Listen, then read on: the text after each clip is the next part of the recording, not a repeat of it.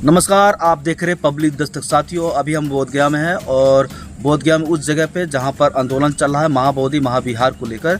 और अभी आप देख सकते हैं कि 446वां दिन हो गया है और यहां पर आंदोलन में लोग डटे हुए हैं। और देख सकते हैं कि सभी लोग मेडिटेशन ध्यान साधना यहां पर कर रहे हैं। लोगों में अभी भी आंदोलन चल रहा है, लेकिन इस आंदोलन को गुमराह कर दिया गया है, कहीं छिपा दिया गया है और बताया जाता है कि आंदोलन ख़त्म हो गया है, लेकिन अभी भी आंदोलन जारी है। मैं आंदोलनकारियों से मैं बात करूंगा कि किसने क्या कहा है इस आंदोलन को लेकर। तो वीडियो को इससे पहले अब लाइक कीजिए, लाइक के बाद हाइप कीजिए और चैनल को सब्सक्राइब जरूर कीजिए। आज 446 दिन हो गया है महाबोधि महाविहार मुक्ति आंदोलन को लेकर, क्या कहना चाहते हैं? और जन जागरण अभियान भी जारी है। जितनी समस्या पुरानी होती है उसका इलाज करने के लिए भी समय लगता है। वर्तमान समय में जो भी सरकार है वो बहुत धूर्त लोग, चालाक चतरे सरकार में बैठे हुए हैं। लोकतंत्र की रक्षा करने के नाम पर, संविधान की रक्षा करने के नाम पर सरकार सत्ता में आए हुए लोग, अंदर से उसको ख़त्म करने में, खोखला करने में लगे वाले लोग, वो नहीं चाहते कि बौद्धों की विरासत बौद्धों के हाथों में सौंपे। तो आपस में ही लोगों को कैसे लड़ाया जाए, कैसे ये किया जाए, तोड़फोड़ किया जाए। जिस प्रकार से इस देश में सामाजिक व्यवस्था छिन्न भिन्न करके रखी हुई है जात जात में, ज़्यादातर जो ब्राह्मणी व्यवस्था के जो लोग हैं, जो शासन प्रशासन सब पे कब्जा करके बैठे हैं, वो लोग डरते हैं बुद्ध के विचारों से।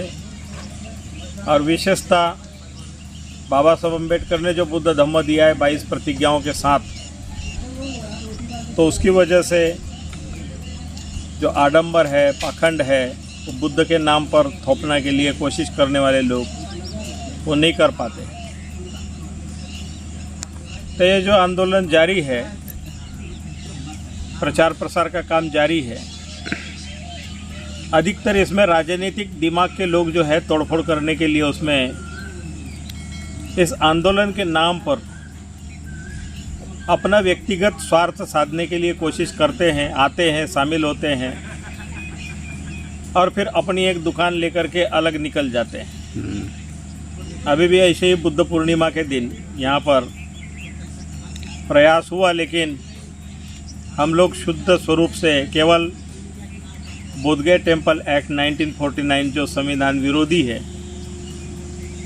लोकतंत्र विरोधी है, संविधान बनने के पहले का है, तो उसको निरस्त कराने की बात कर रहे हैं। बिहार राज्य में एक तो बौद्धों की संख्या नहीं है, यहाँ ज़्यादातर लोग जो है कम्युनिस्ट माइंड के लोग रहे हैं। और इस क्षेत्र में ब्राह्मणी व्यवस्था ने लंबे समय से शिव चर्चा, शिव पुराण, यहाँ महाबोधि विहार के आसपास जो महिलाएं हैं उनके दिमाग में शिव बाबा, शिव चर्चा, शिव पुराण यही घुसा के रखा है। तो स्थानीय जनता जो है वो लंबे समय से बुद्ध के बारे में उनको ना श्रद्धा है ना आस्था है, क्योंकि सिखाया नहीं गया, बताया नहीं गया। यहाँ पर ये महाबोधि विहार के जमीन जायदाद पर बोधगया के महंत का कब्जा रहा है 300-400 सालों से। 300-400 सालों से उन्होंने अपने ब्राह्मणवाद को फैलाने का काम किया और बौद्धों की विरासत हड़प करके लोगों को यही महंत जी का है, महंत जी का है, महंत जी का है बताते रहे। जहाँ हम लोग बैठे हुए हैं ये भी महंत जी की ज़मीन है, इस तरह से प्रचार हमने सुना है।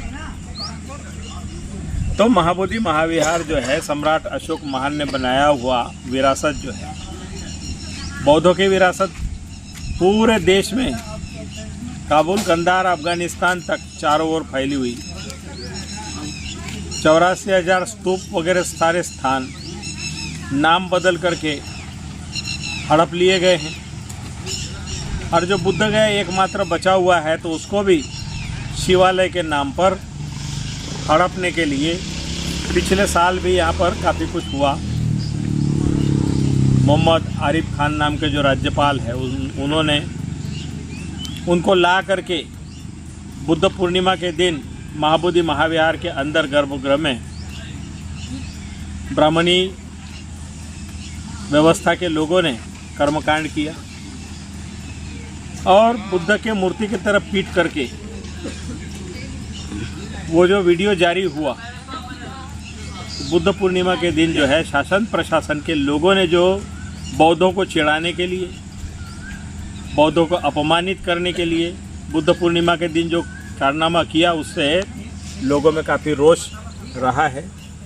और हमें तो मालूम नहीं था, हम लोग तो धरना में बैठे हुए थे दो मुहान पर, लेकिन वो बाद में वहाँ झगड़ा दंगा फसाद जो हुआ तब पता चला कि ये मामला इस तरह से हुआ है। तो ये बंजर ज़मीन है, लोगों के दिमाग भी बंजर ही है।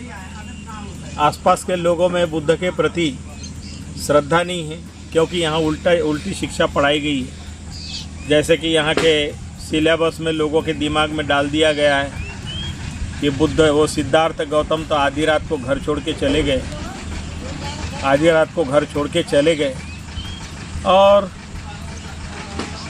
ज्ञान प्राप्त किया, लेकिन वही ब्राह्मणी व्यवस्था के अनुसार कुछ उन्होंने जो कहानियाँ बताई हुई है, तो लोगों के दिमाग में बुद्ध के प्रति श्रद्धा होनी चाहिए, नहीं है। इसका कारण है कि यहाँ पर लोगों के दिमाग में गलत बातें डाली गई, तो इसलिए मेहनत करने की ज़रूरत है, गांव-गांव में लोगों के समझाने की ज़रूरत है। तो वो अभियान यहाँ जारी है। बनते जी, आप लोग जागरूक कर रहे हैं पिछले 1 साल से लगातार, और आंदोलन हुआ, हर जितना बार आंदोलन हुआ है इस आंदोलन का फ़ायदा हुआ है। कभी महाबोधि महाविहार का खुदाई हुआ, कभी कुछ हुआ, कभी कुछ हुआ, लेकिन इस आंदोलन से फ़ायदा नहीं, नुकसान दिखाई दे रहा है। इसलिए कि डोंगेश्वरी पर्वत में पहले डोंगेश्वरी पर्वत का नाम रखा गया था, डोंगेश्वरी माँ बदल गया इस आंदोलन के बाद से। उसके बाद महाबोधि महाविहार में मुस्लिम राज्यपाल को घुसाया गया, फिर अभी हिंदू मुख्यमंत्री को घुसाया गया, और वो भी 4 बजे गलत समय पे। तो इससे दिखाई दे रहा है कि जैसे आउटसाइड हो गया है सारा चीज़ें, जो होना था उस गलत हो रहा है। ऐसे है, किसी के लिए गलत है, और जो लोग इस देश में लोगों को गुलाम, मानसिक गुलाम बनाने के लिए जो काम में लगे हुए हैं, उनके लिए वो सही दिखाई दे रहा है। तो अधिकतर जो राजनीतिक लोग हैं वो अपना स्वार्थ के चक्कर में, ज़्यादातर जिधर भी देखो उधर लोग पैसे के पीछे भागने वाले हैं, नाम के पीछे भागने वाले हैं, पद के पीछे भागने वाले हैं, उन्हीं की वजह से सब इस तरह से हो रहा है। तो हम लोग अपना प्रयास जारी है, सत्य के मार्ग पर चलते हुए। हम लोग भी चाहते हैं कि इससे पैसा ले ले, उससे पैसा ले ले, पैसा ले करके और उनकी हाँ में हाँ मिलाए।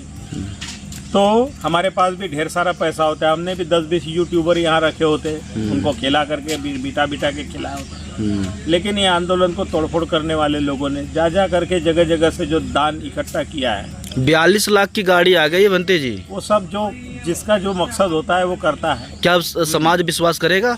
ऐसे है, कोई 80 लाख बताता है, कोई 82 लाख, उससे हमको कोई मतलब नहीं है। हमारा जो उद्देश्य है बोध गया टेम्पल एक्ट 1949 निरस्त कराने का, और पूरी उसमें बौद्धों का व्यवस्था हो, मैनेजमेंट बौद्धों के हाथों में आए।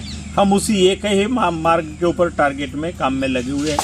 बहुत से लोग आते रहेंगे, जाते रहेंगे, कोई जेब काटेंगे, कोई गला काटेंगे, उनसे हमको कोई मतलब नहीं है। हमारा उद्देश्य जो है ये मैनेजमेंट जो है बौद्धों के हाथों में हो, ये लेकर काम कर रहे हैं। 28 अप्रैल को महाबोधि महाविहार का सुप्रीम कोर्ट में सुनवाई था, क्या फैसला आया, जरा उसके बारे में बताएं।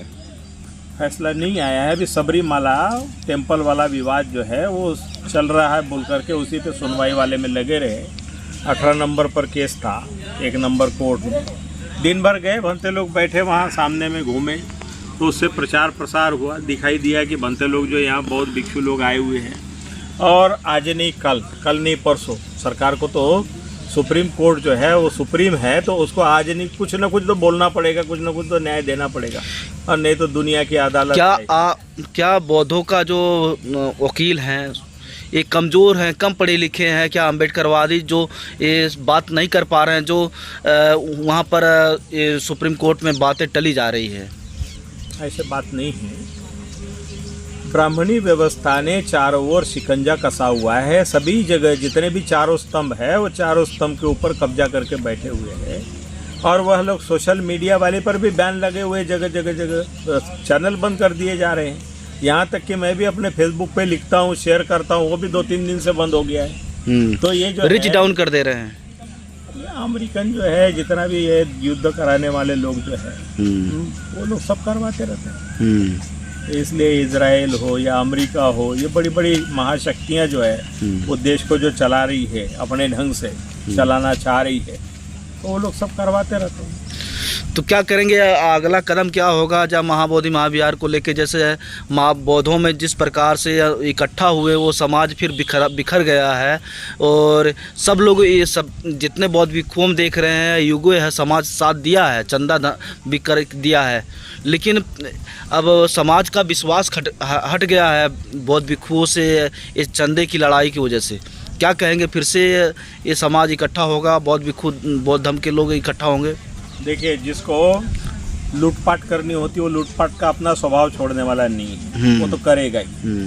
जो लोग शुरू से जुड़े हुए हैं और जो सच्चे राह पर है, तो वो लोग ना बिखरे हैं, ना उनको कोई बिखरा सकता है। सब साथ में धीरे धीरे धीरे धीरे आ रहे हैं, समझ रहे हैं कि इसमें जो राजनीतिकरण कुछ चाहते थे वो नहीं हो पाया।